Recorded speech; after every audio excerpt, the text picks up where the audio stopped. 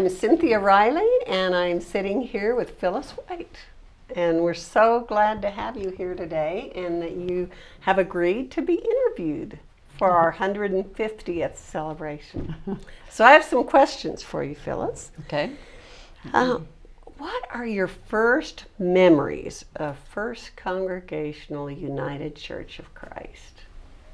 Well, they were very good ones. I moved down essentially from Boulder, and that's a big move for me psychologically. I had been a member of a Methodist church up there, and it was very progressive.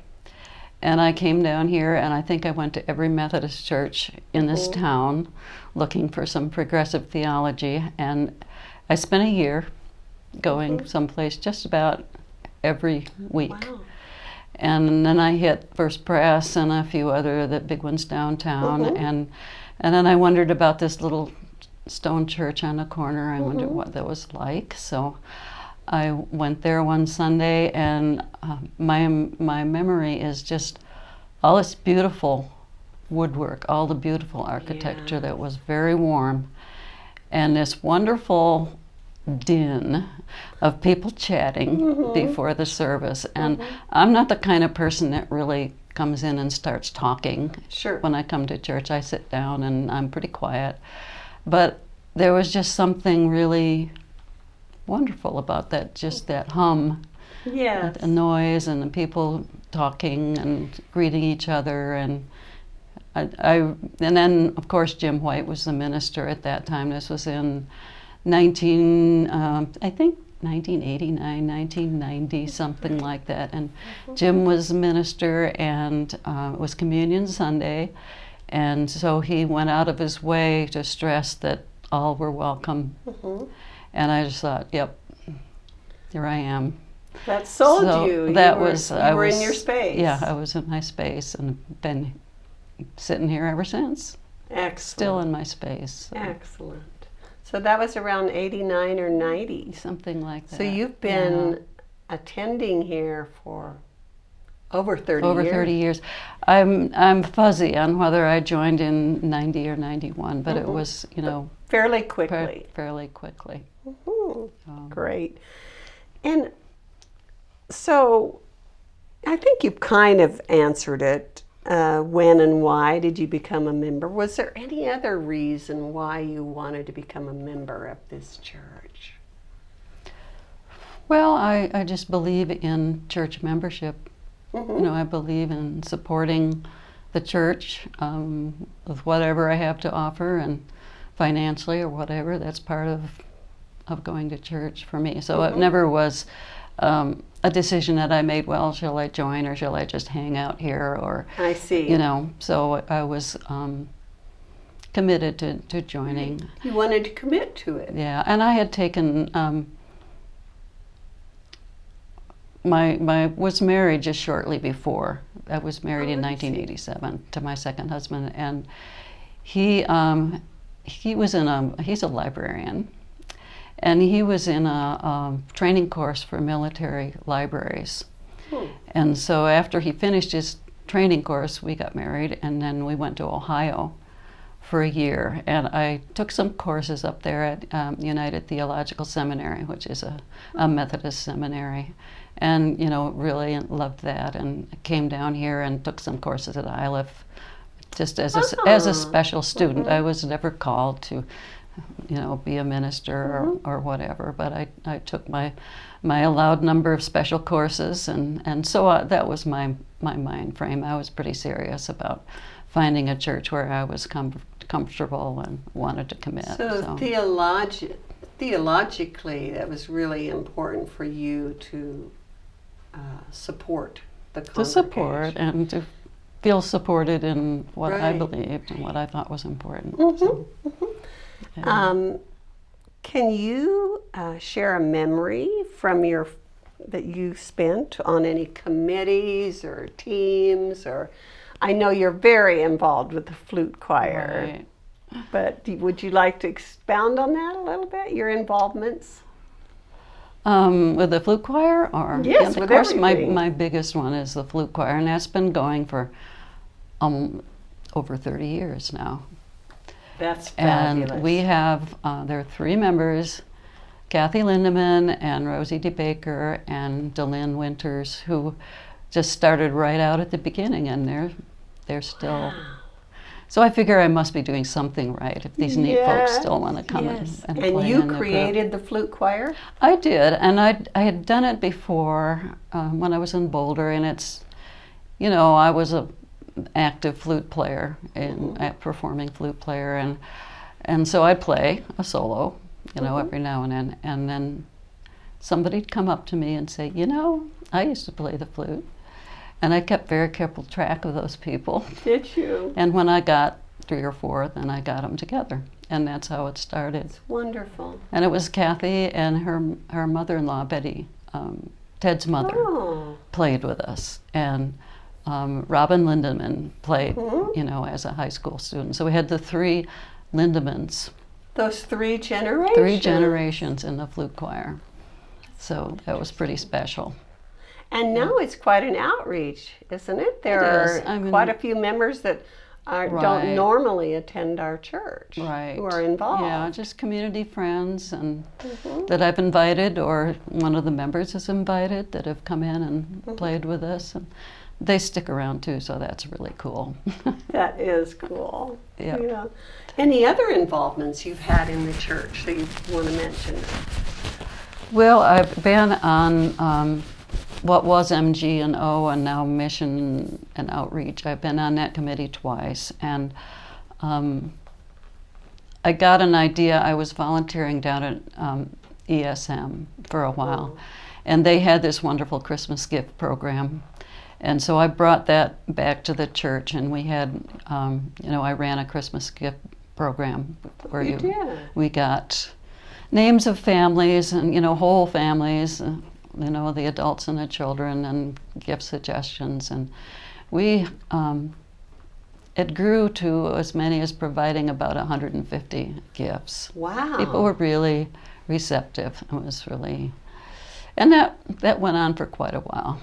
That's awesome. That we did, and let's see, that's probably about the amount of what I've done. I can't think of anything else I've been. And just back to the flute choir, it rehearses every week. We do, and we keep going through the summer, which is amazing. Really unusual.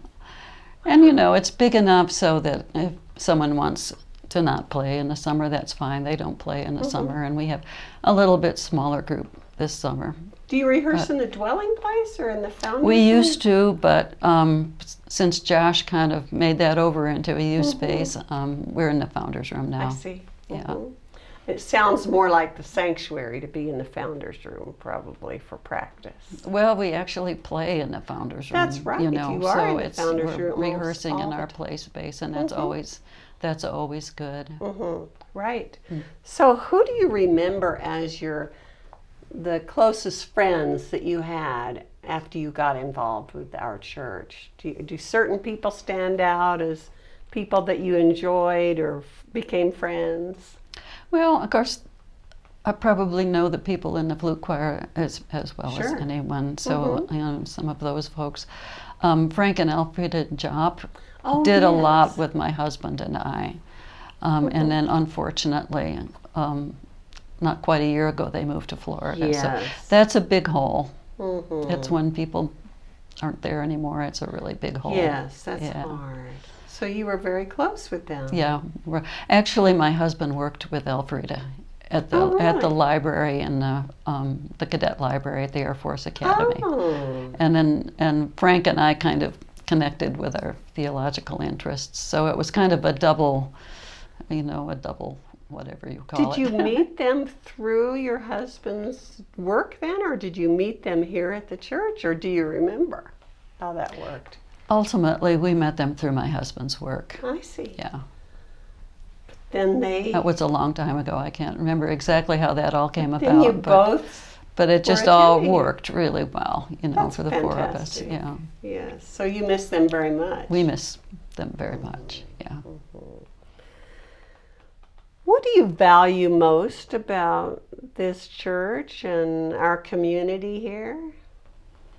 Well, I think it's a very welcoming church, and that's important. And certainly, I was welcomed when I came by the church's official goodwill ambassadors, Sam and Nance McCullough, and Ruth Koenig-Samen and Ruth Heine, and those people all just really reached out to me and made me feel welcome, and I think that happens a lot. So I welcome that. What other things do you value about the church? Well, I value being part of a good music program, for sure. And I just, value that it just from Jim's introduction to me of welcoming everyone to the communion table, that sort of atmosphere. And I like the fact that we've been active in some of the community issues, and they came, and Bill Moyers came and interviewed us when the Amendment 2 stuff was going on. Interviewed Jim, and that was a very tense time. It was very in Colorado intense. Springs. Yeah, it was. Yeah. What were we known as, the City of Hate or something like that for a while? Yeah. Ground Zero is another. I think that was Bill Moyers' description of us. Really? Yeah. Interesting. I'm here at Ground Zero, That's fascinating. But it's hard for those memories not to stand out as long ago as they were. I was proud to be part of a church that was going to take a stand on that kind of an issue that was important to me and to a lot of people that are here. Were you in the church when we became an open and affirming congregation? Yeah, that was tough. Do you want to talk a little bit about that?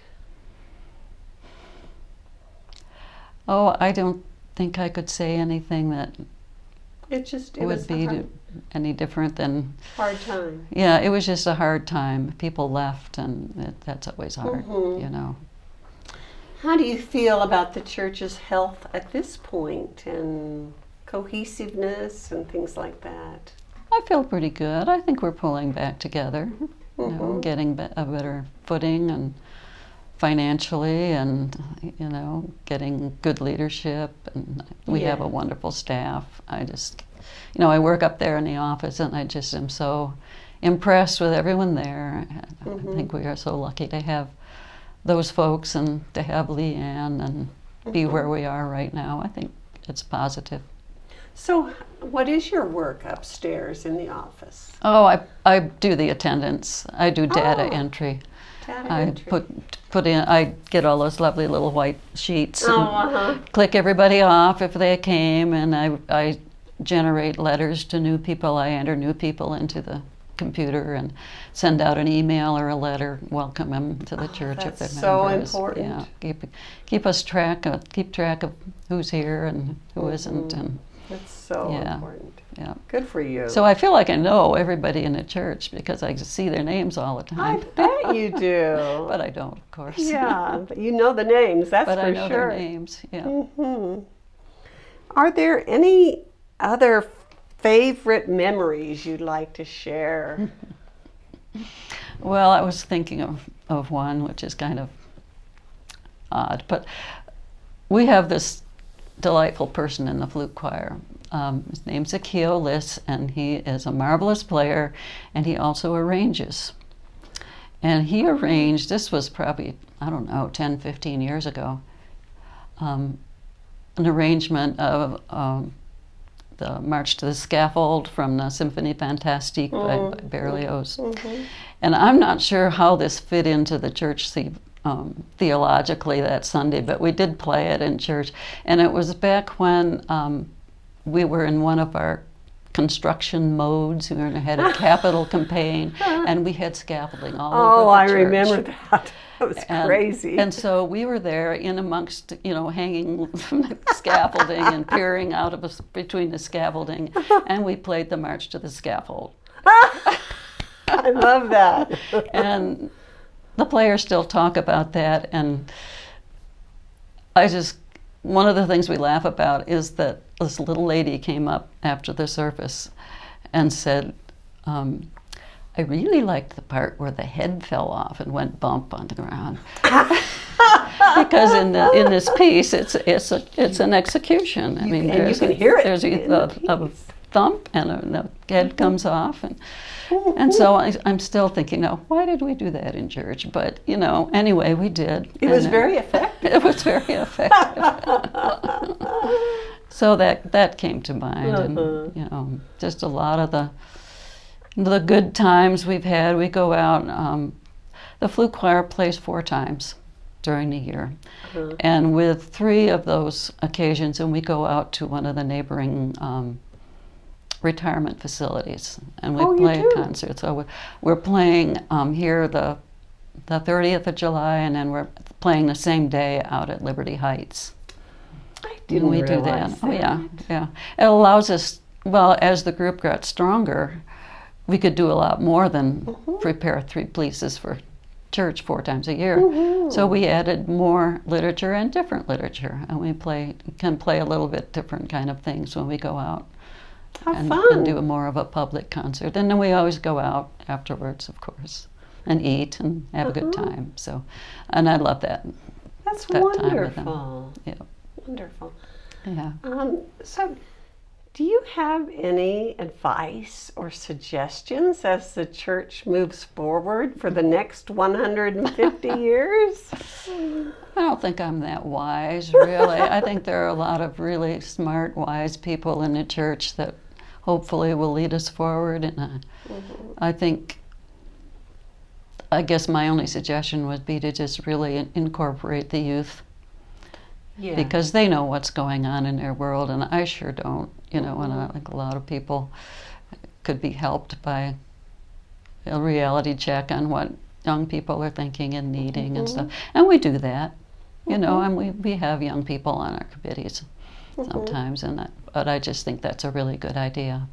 Yes, to keep the youth involved with the different committees and teams, and and give their ideas. Any other suggestions or advice? No.